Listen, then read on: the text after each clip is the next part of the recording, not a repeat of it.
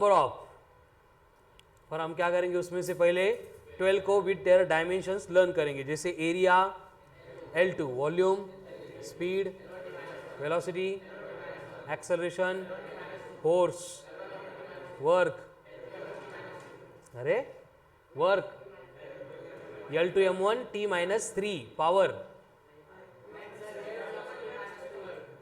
L2 M1 T minus 2, power L2 M1 T minus 3, charge, potential L2 M1 T minus 3 I minus 1, very good. And इनको छोड़ के बाकी सारे फॉर्मूले learn करने हैं। कौन से? Kinetic energy, potential energy, mgh, then torque, force into distance, surface tension, force upon length, linear momentum, mass into velocity, then angular momentum, इकडे angular momentum, mass into velocity into radius, उसके बाद pressure, force upon area, stress, force upon area, उसके बाद density, mass upon volume, then impulse, force into time, उसके बाद capacitance, charge upon potential, very good, resistance, potential upon current, very good, उसके बाद electric field intensity, force upon charge, electric flux, intensity into area, then magnetic induction, force upon current into length, then magnetic flux B into A, उसके बाद में permeability, permittivity, उसके dimensions हो गए, then Planck's constant 6.63 into 10 to the power -34 joule into second, and last में frequency, क्या होती है फ्रीक्वेंसी? 1 अपॉन टाइम, उसके बाद में universal gravitational constant 11 newton metre square per kg square, उसके बाद coefficient of viscosity force upon 6 pi RV, very good, ठीक है, उसके बाद में modulus of elasticity, Young's modulus, bulk modulus, modulus of rigidity, सबके लिए common formula, stress upon, but strain कैसा है? डायमेंशनलेस, रिफ्रैक्टिव इंडेक्स कैसी है? डायमेंशनलेस, एंड उसके बाद आई थिंक ग्रेडियंट थे, पहले velocity gradient, pressure gradient, potential gradient, and last में कौन था? रेजिस्टिविटी, क्या होता है resistivity? RA upon L, conductivity 1 upon resistivity, then angle, trigonometric ratio, sine theta, cos theta, tan theta, dimensionless, ठीक है, उसके बाद में moment of inertia m into R square, radius of gyration, very good, root of I upon m, then electric dipole moment, अरे charge into length, then magnetic dipole moment, current into area, magnetic length, dipole moment upon length, time नहीं, length, ठीक है, and उसके बाद में heat energy, नहीं last में force constant, force upon distance, then heat energy L2 M1 T minus 2, latent heat, heat energy upon mass, then specific heat capacity, heat energy upon mass into temperature, then gas constant joule पर kelvin पर mole, Boltzmann constant joule पर kelvin, Stefan's constant VAT पर metre square per kelvin raise to force 4, Wien's constant metre into kelvin, and ये होने के बाद last में relative density and specific gravity, and 51 number का हमने और एक डिराइव किया था सेल्फ इंडक्शन, क्या होता है? Potential into time upon current, तो मतलब उसके डायमेंशंस आएंगे L2 M1 T minus 2 I minus 2, ठीक है। अभी जो मैं बड़बड़ कर रहा हूँ वैष्णवी ना, वैष्णवी, संग्राम, तुषार, आतिफ, नहीं पहला नहीं है ये, इन लोगों को कुछ भी लॉजिक नहीं लग रहा है, ठीक है ना, तो उनको क्या करना है ये समझ में आने के लिए लेक्चर के बाद में बोलता हूँ, ठीक है।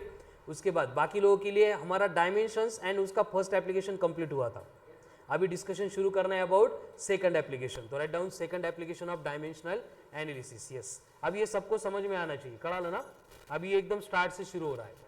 Second application of dimensional analysis, second application of dimensional analysis,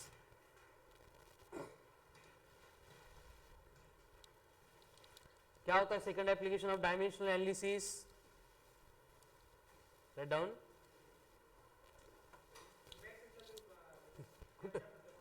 नाही नाही बॅक साईडलेली, तो वेगळा चॅप्टर हा वेगळा चॅप्टर, त्याला वेगळ्या नोटबुक करावं लागते ना आपल्याला. ठीक आहे. To check the correctness Ganesh, to check the correctness of given physical quantities, to check the correctness of given physical quantities.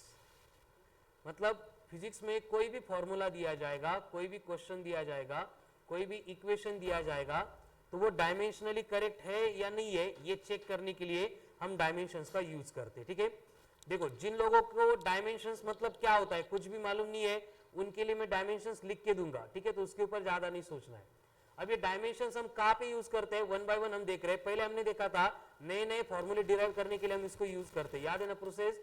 First step में प्रोपोर्शनलिटी निकाल के इक्वल टू लिखना था, सेकंड स्टेप में डायमेंशंस पुट करने थे, थर्ड स्टेप में power की पावर को मल्टीप्लाई करना था, फोर्थ स्टेप में बेस से में उनके पावर की, एंड लास्ट स्टेप में LHS इक्वल्स टू RHS करना है. एंड इसकी प्रैक्टिस हो गई तो बाद में शॉर्टकट के लिए सब कुछ करना ही नहीं है, डायरेक्ट L की पावर L की पावर, M की पावर M की पावर, T की पावर T की पावर, वैसे होता था. अभी सेकंड एप्लीकेशन में हमने क्या लिखा है कि हम डायमेंशंस का यूज करके गिवन जो फिजिक्स का इक्वेशन होगा वो करेक्ट है या नहीं है ये भी चेक कर सकते हैं. अब ये चेक कैसे करेंगे, उसके लिए एक सिंपल रूल होता है. रूल ये होता है कि अगर फॉर्मूले में कहीं पे भी एडिशन आ रही है या फिर सब्ट्रैक्शन आ रहा है या फिर इक्वल टू आ रहा है, तो इनके दोनों साइड्स में जो भी डायमेंशंस होते हैं वो हमेशा से क्या चाहिए, सेम चाहिए, इक्वल चाहिए. मतलब इधर के डायमेंशंस, इधर के डायमेंशंस, इधर के डायमेंशंस, इधर के डायमेंशंस, ये डायमेंशन अगर सेम है तो हम बोल सकते हैं कि वो गिवन इक्वेशन डायमेंशनली करेक्ट है. जैसे कि हमें कोई भी एक फॉर्मूला दिया जाता है, जैसे F equals to M into A दिया है. क्या है formula, F equals to M into A. अब F मतलब कौन, फोर्स. फोर्स के डायमेंशंस क्या होते हैं, L1 M1 T minus 2. M मतलब मास है, मास के डायमेंशंस M1. A मतलब एक्सेलरेशन है, एक्सेलरेशन के डायमेंशंस L1 T माइनस 2. तो दोनों साइड में देखो, यहाँ पे भी M की पावर 1, यहाँ पे भी M की पावर 1, यहाँ पे भी L की पावर 1, यहाँ पे भी L की पावर 1, यहाँ पे T की पावर माइनस 2, यहाँ पे T की पावर. ये अगर है इसका मतलब ये फॉर्मूला करेक्ट है, ऐसे हम फिजिक्स में एज्यूम करते हैं. अगर ये मैच नहीं होता तो हम ये फॉर्मूला एक्सेप्ट ही नहीं करते. समझ में आ रहा है. उसके सिमिलर अभी दूसरा इक्वेशन हमें दिया है F equals to P upon T. यहाँ पे F का मतलब है फोर्स. तो जो लोग नए हैं उनके लिए मैं डायमेंशन लिख देता हूं, बाकी लोगों को मालूम है, करो चेक. फोर्स के डायमेंशन है L1 M1 T minus 2, momentum के डायमेंशन है L1 M1 T minus 1 and time के डायमेंशन से T1. तो डायमेंशनली करेक्ट है या नहीं है चेक करना है. संग्राम, फोर्स की जगह पे ये डायमेंशंस, याला डायमेंशंस म्हणतात LMT, ये पुट करने के. P की जगह पे इसको पुट करने का, T की जगह पे इसको पुट करने का. करेक्ट है, वेरी गुड. चला गायत्री, वैष्णवी, सचिन, करेक्ट आहे का. सचिन, सचिन, तुझं नाव सचिन नाही मला वाटतं. सचिन म्हटल्यावर तुला असं कळतच नाही आपल्याला सचिन म्हटले म्हणून. सच्चिदानंद खूप अवघड आणि खूप वेळ लागतो बेटा. आणि एवढ्या वेळेत जर मी सच्चिदानंद सच्चिदानंद म्हटलो लवकर जाईल मी. देवाचं नाव एवढं जास्त घेतलं तर. F इक्वल्स टू म्हणजे लवकर हे मिळतं ना, काय मोक्ष मिळतो, बरोबर आहे की नाही, तो लवकर मिळून जाईल. F equals to P by T. Correct है या नहीं ये चेक करना है. F की जगह पे F की डायमेंशंस क्या है, L1 M1 T minus 2. P मतलब कौन, L1 M1 T minus 1 upon कौन है, टाइम यानी T1. अब क्या करना पड़ेगा, T प्लस 1 है, ये ऊपर जाएगा. तो जब भी डिनोमिनेटर न्यूमरेटर में आता है तो क्या होता है, उसका साइन पावर का चेंज होता है. यानी कि इसको हम लिखेंगे L1 M1 T minus 1 plus 1 ऊपर जाके और माइनस 1, बेस से में पावर को ऐड कर रहे हैं तो ये L1 M1 T माइनस 2. देखो माइनस 1 तो ये बनेगा L1 M1 T minus 2, L1 M1 T minus 2. दोनों के डायमेंशन सेम हो गए, मतलब ये फॉर्मूला भी क्या है, करेक्ट है. समझ में आ गया. मतलब इक्वल टू के दोनों साइड के डायमेंशंस हर बार सेम चाहिए. देखो मल्टीप्लिकेशन डिवीजन के लिए मैंने कुछ लिख के नहीं दिया है. मतलब दो क्वांटिटीज का मल्टीप्लिकेशन है तो उनको कंबाइनली एक ही कंसीडर करना है. दो क्वांटिटीज का डिवीजन है उनको कंबाइनली एक ही कंसीडर करना है. लेकिन अगर एडिशन सब्ट्रैक्शन है तो वो हमारे लिए सेपरेट बनेगी। जैसे आपको बोला है कि S equals to F upon A, ऐसा कोई भी एक फॉर्मूला है। यस के डायमेंशंस आपको बोला है कि क्या होते हैं m1t माइनस टू, यप के डायमेंशंस है L1 m1t minus two and ए के डायमेंशंस आपको दिया है L1 है। तो डायमेंशनली करेक्ट है या नहीं ये चेक करो। Everyone have to check, come on fast करो, है करेक्ट? कैसे? देखो S मतलब कौन? m1 t minus to, yup मतलब कौन है? L1 m1 t minus two upon a मतलब L1 है, L1 कट हो गया, यानी कि m1 t minus two equals to आ रहा है m1 t माइनस टू। दोनों साइड के डायमेंशन सेम है, यानी गिवन इक्वेशन डायमेंशनली करेक्ट। हो गया क्लियर? चलो नेक्स्ट, आपको इक्वेशन दिया है E into lambda equal to H into C. क्या equation? E into lambda equals to H into C. Dimensions लिख के देता हूं। E के डायमेंशंस है L2 m1 t minus to, lambda के डायमेंशंस है L1, देन H के लिए डायमेंशंस है L2 m1 t minus one, C के लिए डायमेंशंस है L1 t माइनस वन। करो चेक, करेक्ट है?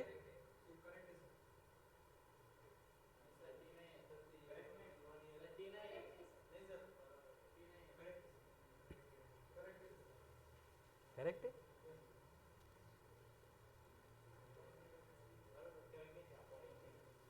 मग येडे कस काय करेक्ट म्हणता रे? नाही ना करेक्ट? करेक्ट वाले परत एकदा चेक करा, करेक्ट आहे का? -1 -1 ते मल्टिप्लिकेशन मध्ये -1 -1 -2,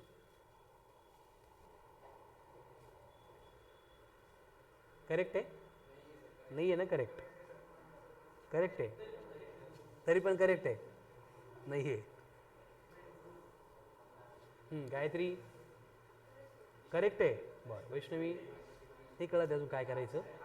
काय करायचं ते कळतंय का? आलं नाही तरी पण काहीच कळत नाहीये, कळून घ्यावं लागेल ना बेटा थोडं थोडं। आता हे बघ, ह्या ईच्या जागेवर हे लिहून टाकायचं, लॅम्बडाच्या जागेवर ही लिहायचं।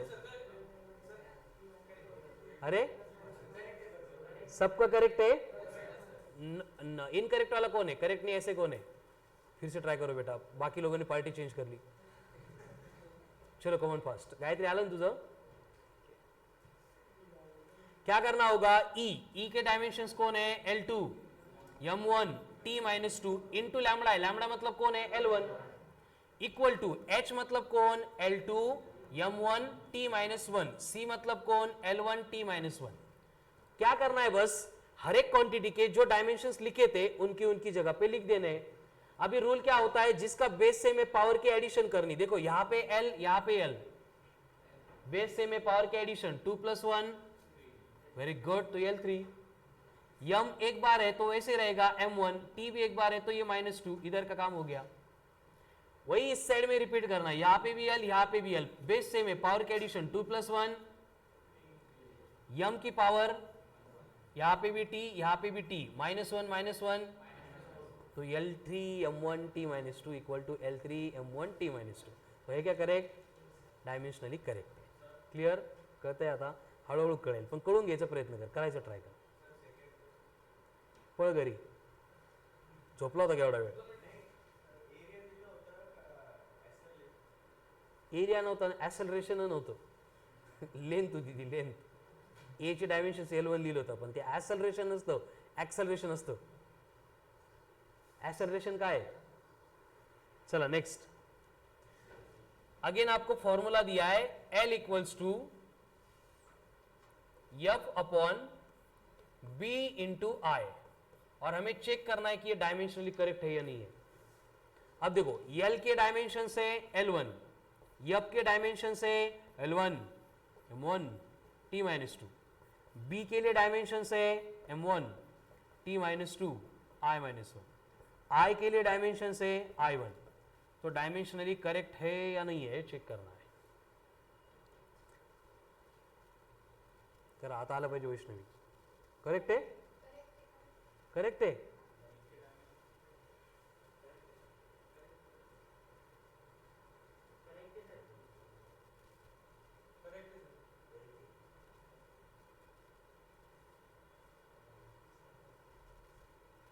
कर ना, मग एवढा वेळ लागतो का? यश करेक्ट है।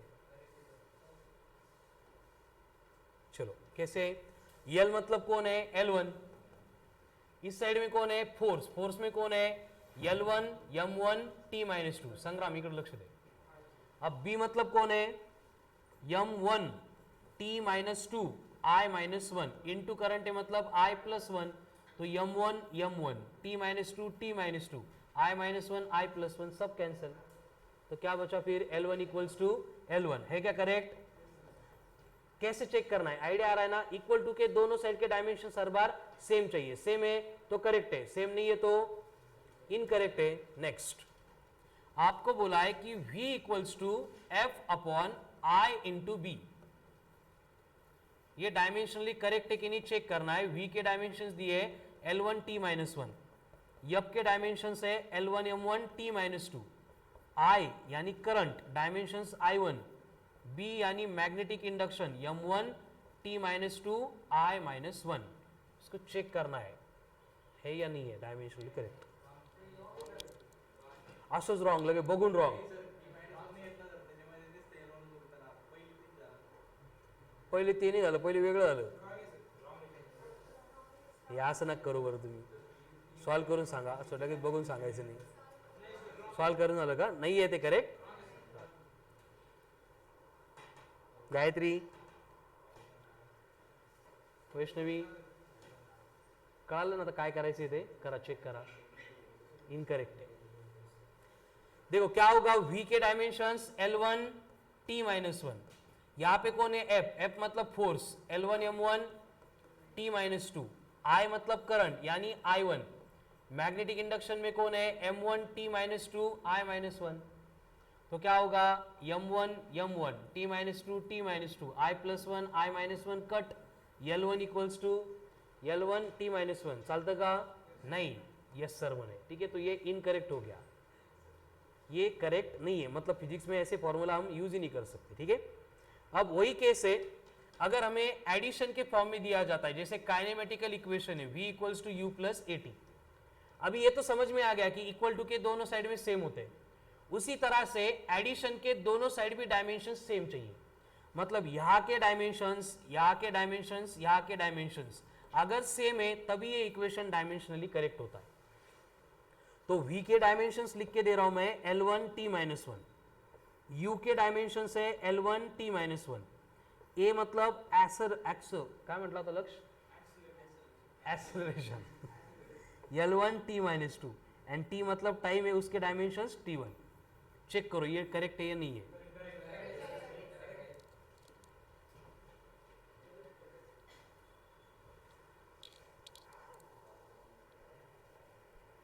करा पटपट चेक, करेक्ट है। कैसे? देखो V के डायमेंशंस क्या है? L1 T-1, U के डायमेंशंस कौन है? L1 T-1 प्लस एक्सेलरेशन कौन है? L1 T-2 इंटू टाइम है मतलब T1 है। अब इसको सिंप्लीफाई करना है तो कैसे होगा? L1 T-1 ये भी L1 T-1, बेस सेम है, पावर के एडिशन -2 + 1 है तो L1 T-1। बघा यहाँ पे यहाँ पे यहाँ पे सब तरफ सेम है, यानी ये डायमेंशनली क्या है? करेक्ट। समझ में आ गया? होता क्या है और एक चेक करो, V² equal to U² plus twice of AS²।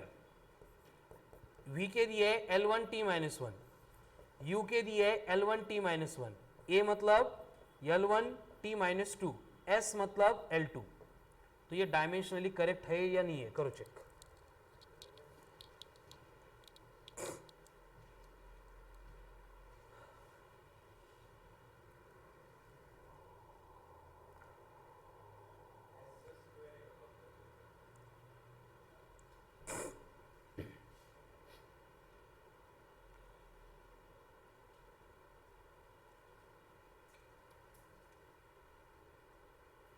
मी एवढा का नाराज होतोय? एवढा का नाराज होतोय? मग नाही येतं ना, ये इनकरेक्ट आहे। इनकरेक्ट। अभिजीत तुषार कळतंय काय करायचं ते करा चेक. इनकरेक्ट आहे. गायत्री, वैष्णवी, सर्वज्ञ, संग्राम, इनकरेक्ट आहे. बाकीच्या सांगितलं म्हणून सांगत नाही तू. आसिफ, इनकरेक्ट है. शैलेश, सिद्धेश, इनकरेक्ट है. करेक्ट है, सबका इनकरेक्ट है. क्यों इनकरेक्ट हो गया? क्योंकि इसका स्क्वायर आ रहा है. देखो v स्क्वायर है तो क्या होगा, L2t माइनस टू, पावर की पावर का मल्टीप्लीकेशन करते हैं ना, इक्वल टू u का स्क्वायर है मतलब क्या बनेगा, L2t माइनस टू प्लस 2 को डायमेंशन नहीं लिखे मैंने, मतलब होते ही नहीं. a मतलब कौन है, L1t minus two into s का स्क्वायर है मतलब L2 है. तो बेस से में पावर के एडिशन करेंगे ये तो 3 आ जाएगा. यहां पे 2 था, यहां पे 2 था, यहां पे भी कितना होना चाहिए है क्या, मतलब ये डायमेन्शनली इनकरेक्ट आहे. असा फॉर्म्युला आपण यूज करू शकत नाही. कळालं. नेक्स्ट,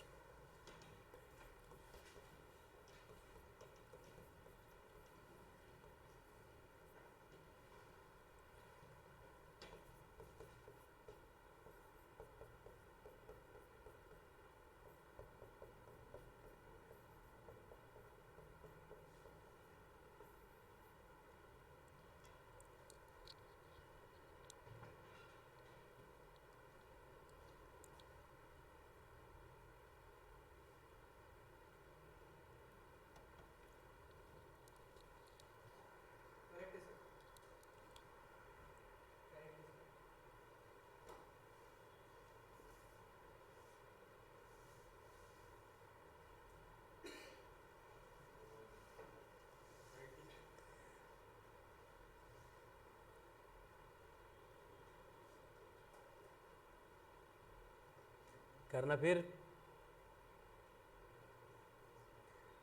विनया, एवढा वेळ लागतो का डायमेन्शन पुट करून चेक करायला? एवढा वेळ लागतो का? करेक्ट आहे, करेक्ट आहे. Hello Vaishnavi, correct, good. येतं बघ, मग ट्राय केलं की येतं. गायत्री, यश, करेक्ट आहे. आसिफ, करो करो.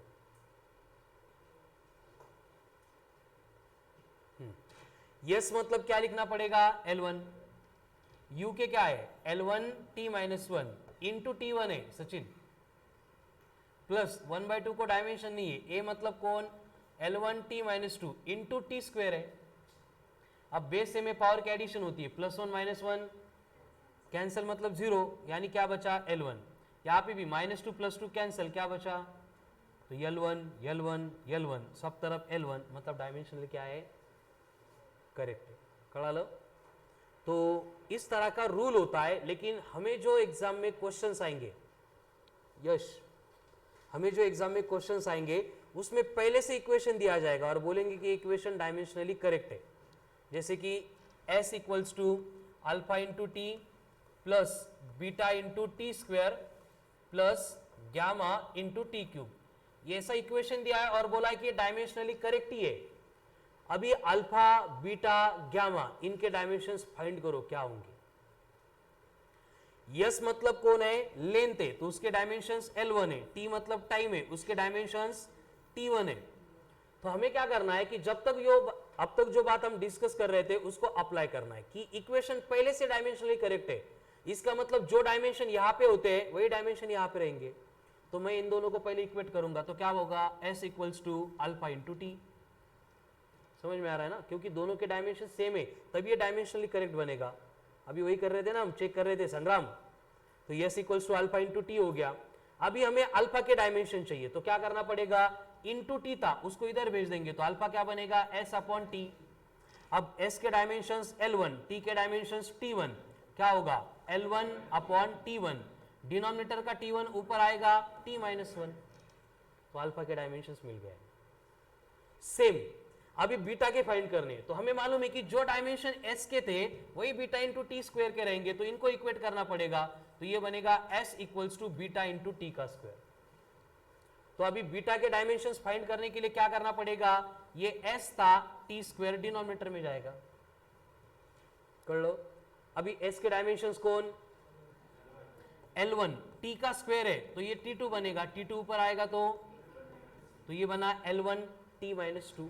ये आ गया बीटा का आंसर। अभी बोलो गामा क्या आएगा, करो calculate direct. L1 t minus three करा लिहून तर घ्या ना, परत एक्झाम मध्ये असाच क्वेश्चन आला का नेमकं इथंच चुकतं मग.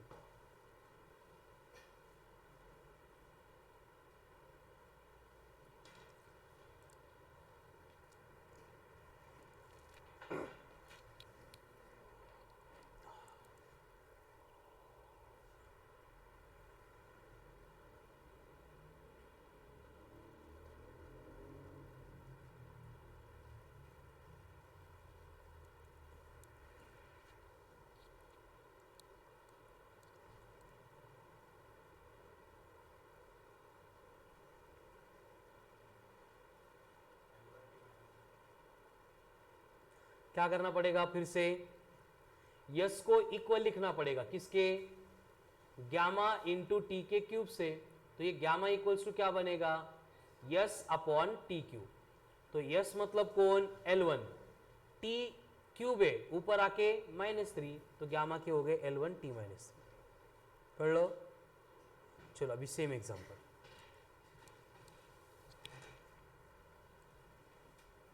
आपको बोला है v equals to alpha into s plus beta into s square plus gamma into s का क्यूब, असे इक्वेशन दिलंय. डायमेंशनली करेक्ट है और v के डायमेंशंस आपको लेने हैं L1 t minus one and s के लिए डायमेंशंस लेने हैं L1. तो पहले alpha then beta then gamma, इनके डायमेंशंस फाइंड करना.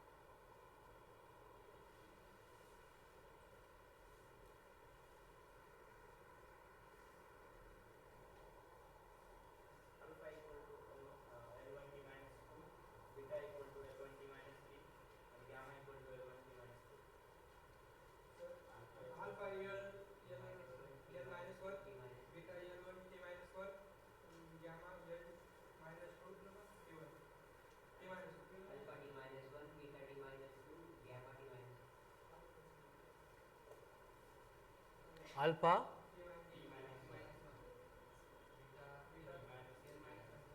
यल नहीं आएगा ना बेटा, यल -1 अल्फा में नहीं आएगा, बस बीटा में. हाँ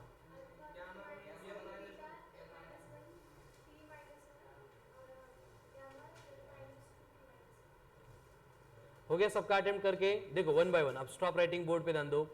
इक्वेशन क्वेश्चन में दिया है मतलब वो पहले से डायमेंशनली करेक्ट है. मतलब हमें v के dimensions and alpha into S के डायमेंशन सेम है ऐसे बोला है. आता जो अननोन है उसको वहीं पे छोड़ने का, मतलब अल्फा को, ये s मल्टीप्लिकेशन में था इधर डिवीजन में आएगा, यानी अल्फा इक्वल्स टू क्या बनेगा, v अपॉन एस. ही ऍडजस्टमेंट कळते सगळ्यांना. इकडं मल्टीप्लिकेशन में था इधर आके डिवीजन में, तिकडं गुणिले होता इकडं भागिले, तिकडं वर होता इकडं खाली, वहां पे न्यूमरेटर था इधर डिनोमिनेटर. जे समझते थे फॉलो करा, ठीक है.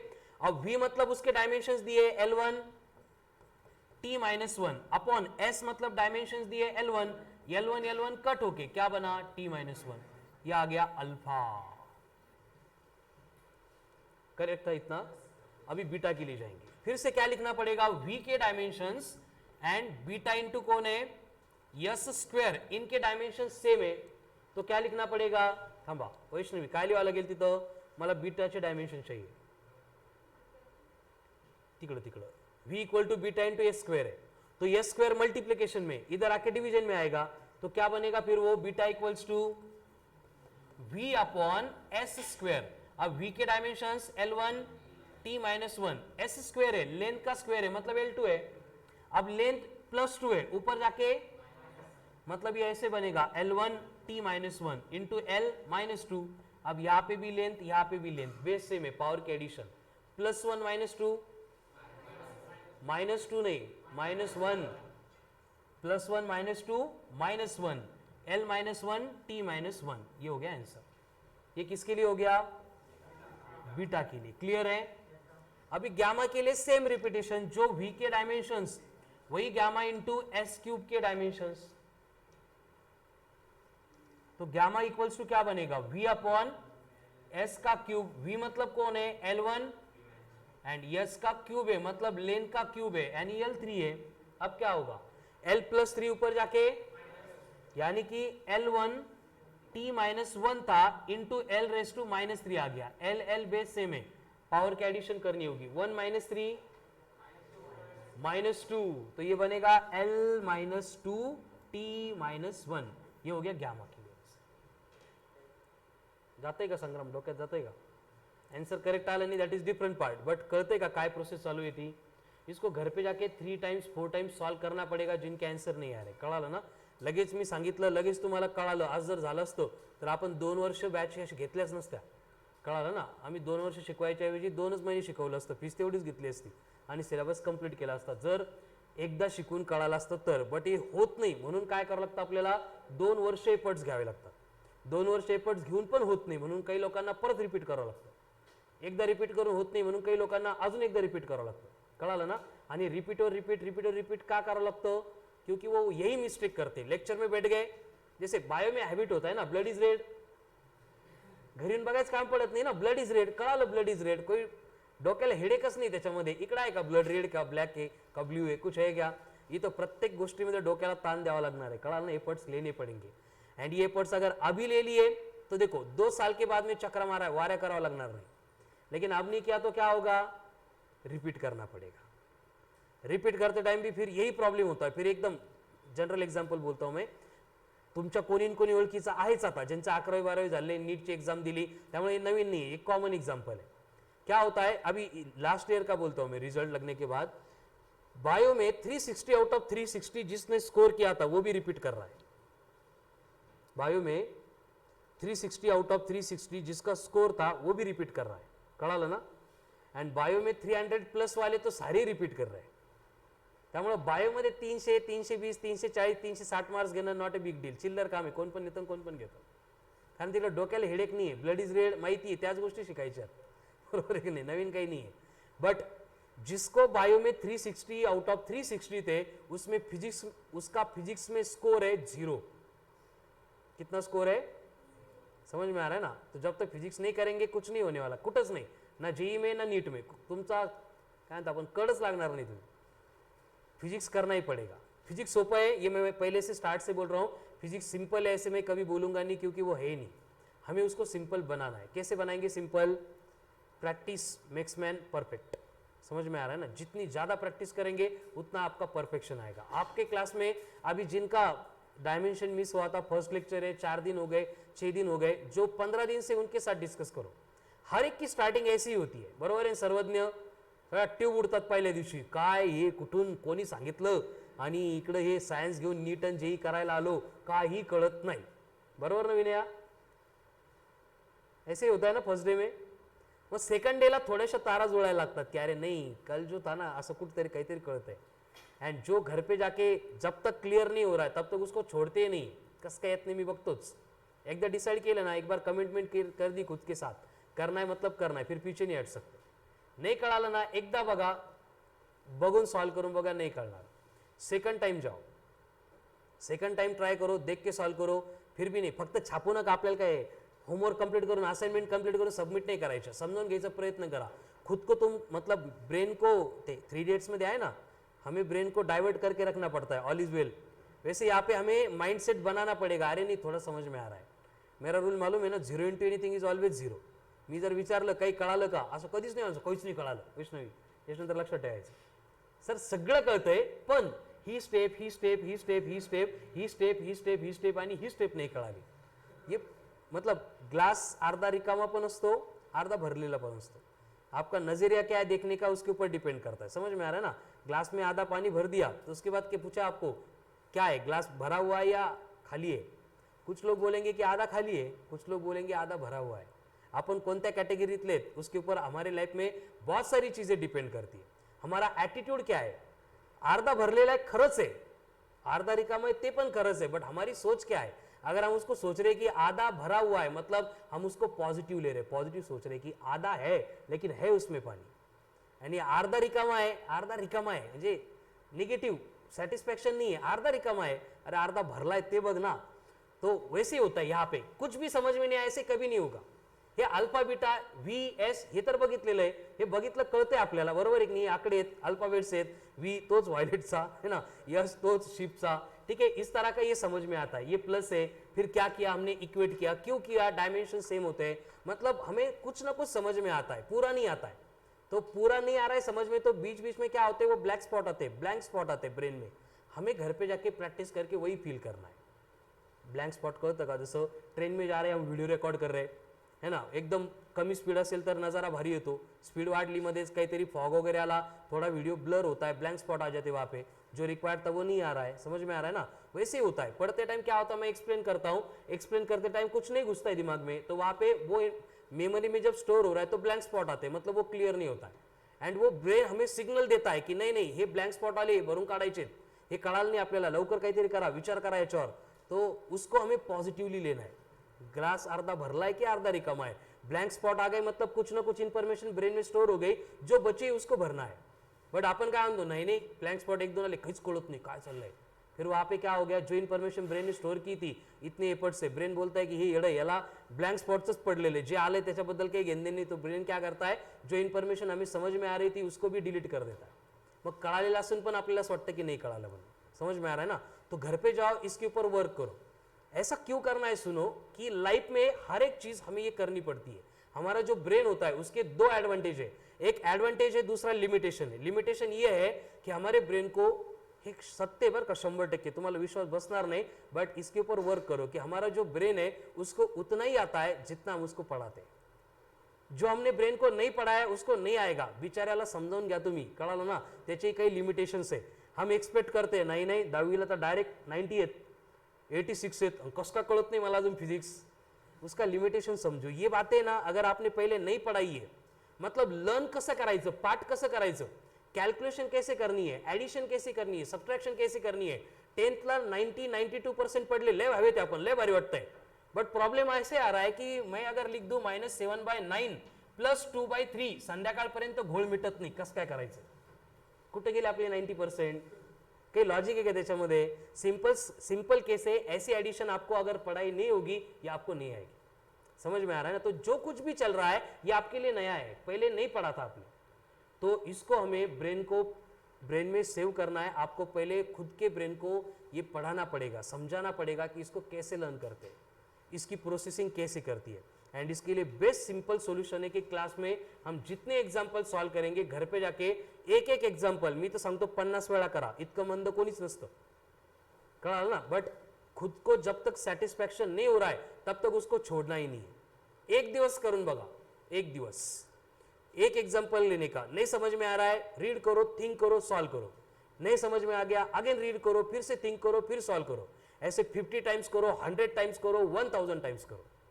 लेकिन जब वो समझ में आएगा ना, उसके बाद का जो नेक्स्ट डे होगा वो आपके लाइफ में मतलब एकदम वेगळंच काहीतरी असेल. आपल्याला भारीच वाटतं, आपण एकट्या येड्यासारखं हसत असतो, बरोबर आहे सचिन. होतं ना असं कळायला लागल्यानंतर, म्हणजे 4 दिवस टेन्शनमध्ये जातात, सोडून जावं का सगळं आता काहीतरी. आणि चौथ्या दिवशी असंच काहीतरी बोललो कोणतरी, मी असेल अजून कुठले सर असेल, मनावर घेतलं, रात्री 3-4 वाजेपर्यंत लिहून प्रॅक्टिस केली आणि ते कळालं. दुसऱ्या दिवशी लेक्चरमध्ये सिमिलर टाईपचे क्वेश्चन सोडवले आणि ते समजले. रँडमली एखादा आन्सर जर करेक्ट आलं आपलं, तो विषयच नसतो, मग तो दिवसच आपला, कळालं ना. हे आपल्यासोबत रोज घडलं पाहिजे. ये जब तक नहीं हो रहा है ना तब तक पीछे नहीं हटना है. मी सांगितलं ना की 10th पर्यंत जो शाळेत पण नाही गेला त्यांनी पण जर ठरवलं तरी पण तो इथून पुढे पूर्ण physics from start to end समझ भी सकता है, प्रिपेयर भी कर सकता है, क्वेश्चन भी सॉल्व कर सकता है. आपण तर 90% घेणार आहेत. रिझल्टमध्ये नसेल दिसत, पण आपल्याला माहिती ना आपल्याला 90 होते म्हणून. रिझल्टमध्ये भले 60 असतील, शाळेवानी प्रॅक्टिकलचे मार्क्स नाही दिले, बरोबर आहे की नाही, बट आपले किती % होते, 90s होते.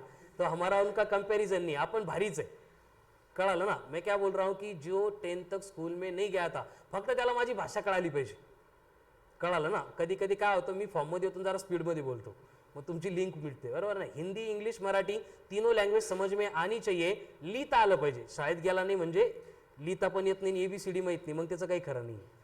असं कोणी येत नाही आपल्याकडे, कळा ना, त्यामुळे अजून काय आम्हाला तशी डोके लावावं लागत नाही, ठीक है। तो लिखना आता है, जो बोल रहा हूँ वो अगर समझ में आता है तो 100% बिलीव करो आपको फिजिक्स आएगा, मतलब आएगा। लेकिन इसमें 5% एफर्ट्स हमारे रहेंगे, 95% आपके रहेंगे। समझ में आ रहा है ना, कारण तुमच्या ब्रेन सोबत कसं खेळायचं ते तुम्हाला माहिती आहे। मी तुमच्यासोबत 1 तास 2 तास 3 तास मैक्स टू मैक्स, बरोबर है, तुम्ही तुमच्यासोबत 24 तास आहे।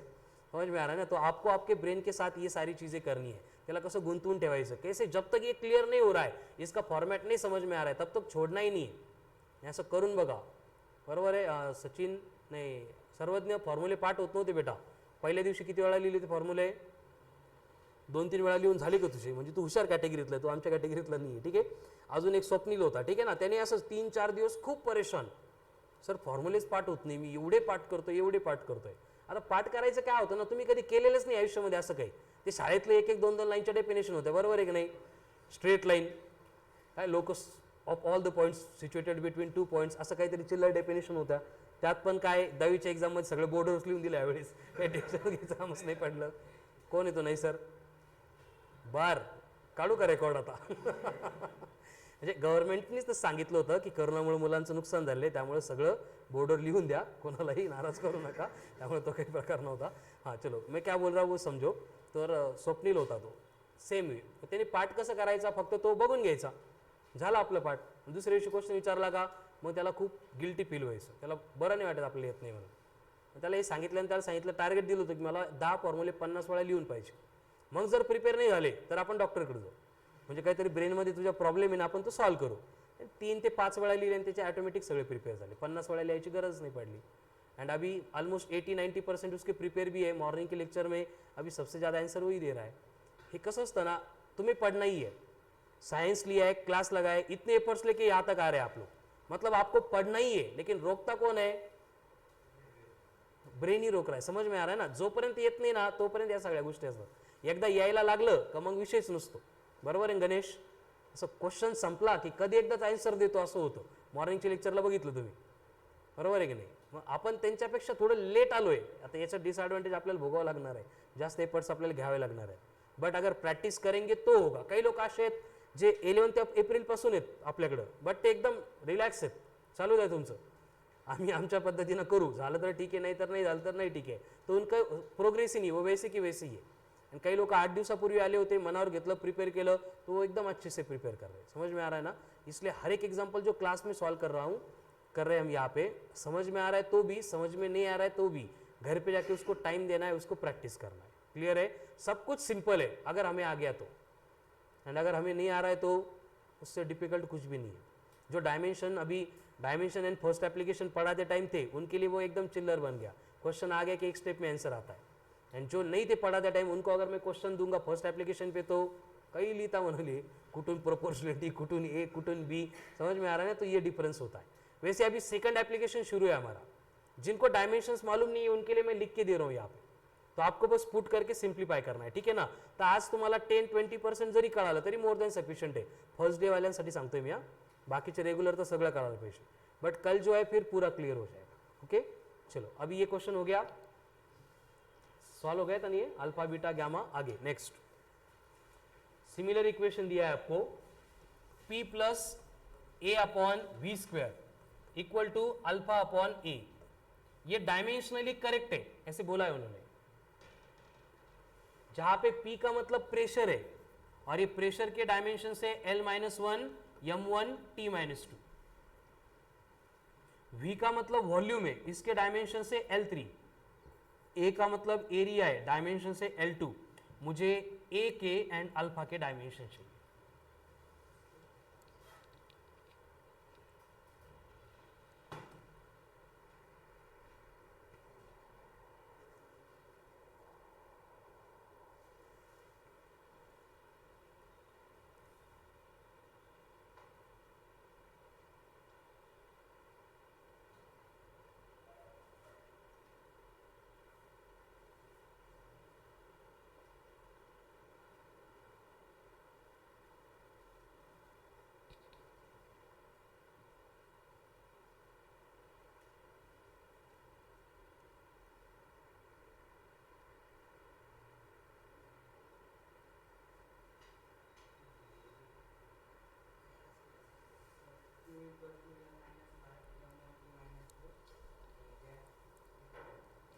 क्यों नहीं दे, ए फॉर एप्पल,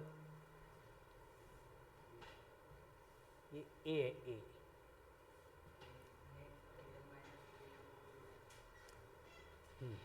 आणि अल्फा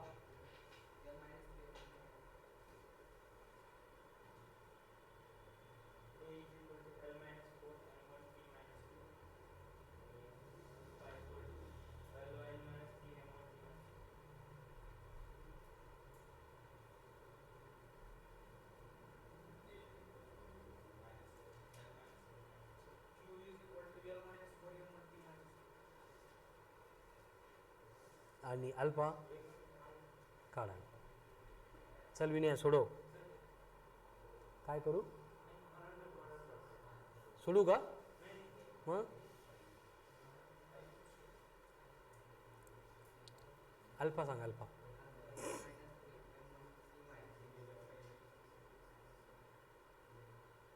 ए मतलब कौन है, L2 एरिया. P मतलब L-1 M1 T-2.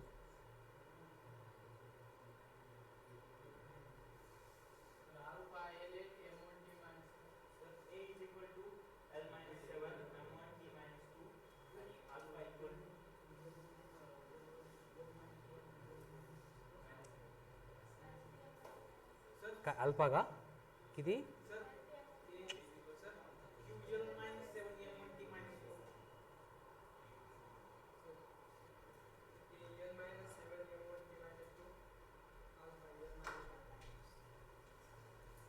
चलो बोर्ड पे ध्यान दो, किसी का भी आंसर करेक्ट नहीं है.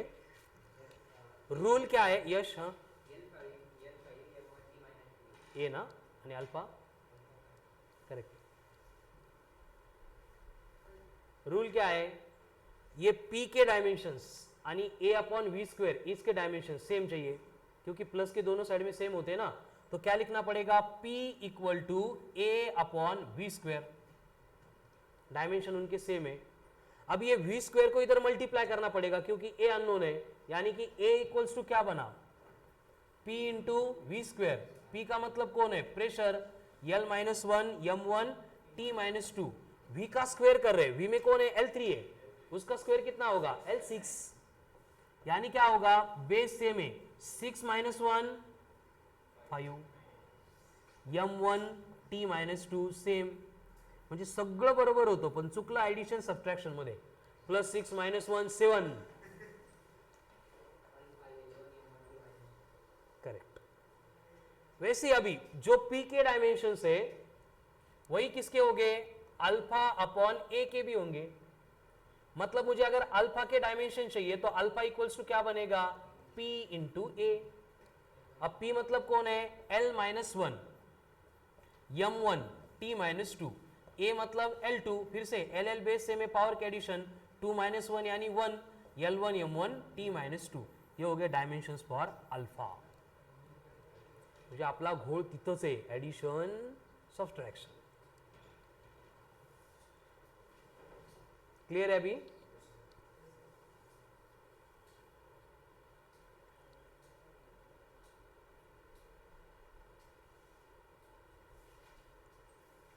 Next question.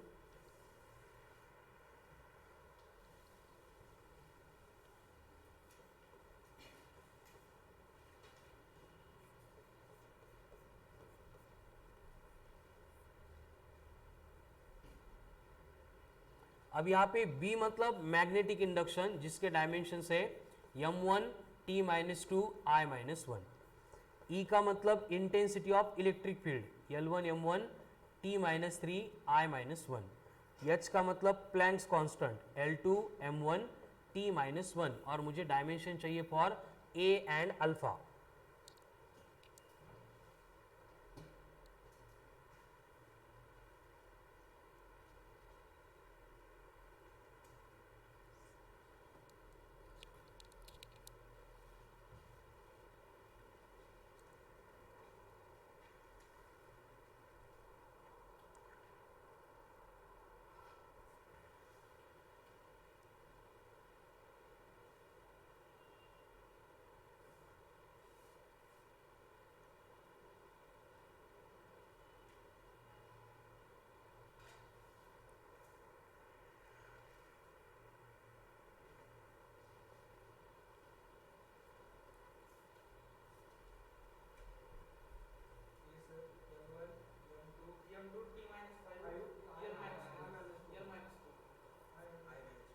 ए का हां परत सांगा ए L1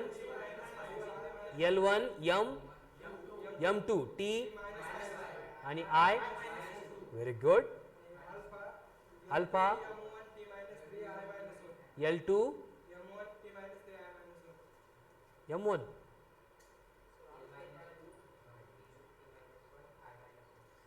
M किती आहे 2 ना यश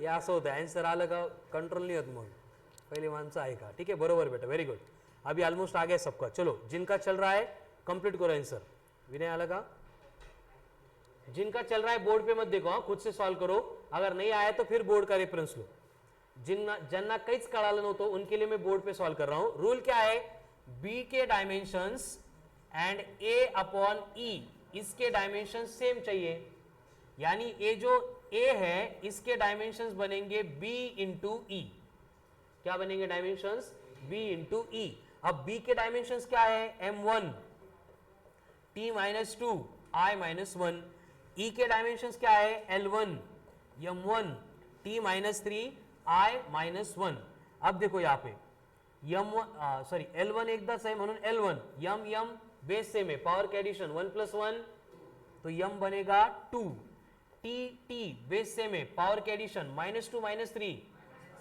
उसी तरह से i बनेगा -2 ये हो गए dimensions for a I think ये सबका करेक्ट था अभी आगे क्या करना है अल्फा फिर से वही इक्वेट करना पड़ेगा कि b के dimensions and alpha upon h के डायमेंशन सेम है यानी अल्फा इक्वल्स टू बना b इंटू एच यहां तक क्लियर अब ये जो b है उसके dimensions m1 t minus 2 i minus 1 h के dimensions L2 m1 t minus 1 अब सिंप्लीफाई करना है इसको यही पे लिखता हूं देखो L2 एकदाच है m बेस से में पावर के addition 2 t minus 1 t minus 2 and i minus 1 ये भी करेक्ट है वेरी गुड मतलब आइडिया आ गया सेकंड एप्लीकेशन कैसे करना है ठीक है तो आज घर पे जाके इतने एग्जांपल की प्रैक्टिस करो कुछ और रूल्स है सेकंड एप्लीकेशन के और एग्जांपल्स है वो हम कल कंप्लीट करेंगे ठीक है सेम एट 5:30 ते सांगतो मी तुम्हाला त्याला वेळ अजून हे कळालं का आता याची प्रॅक्टिस करा डायमेन्शन एका दिवसात होतील का पाठ तुझे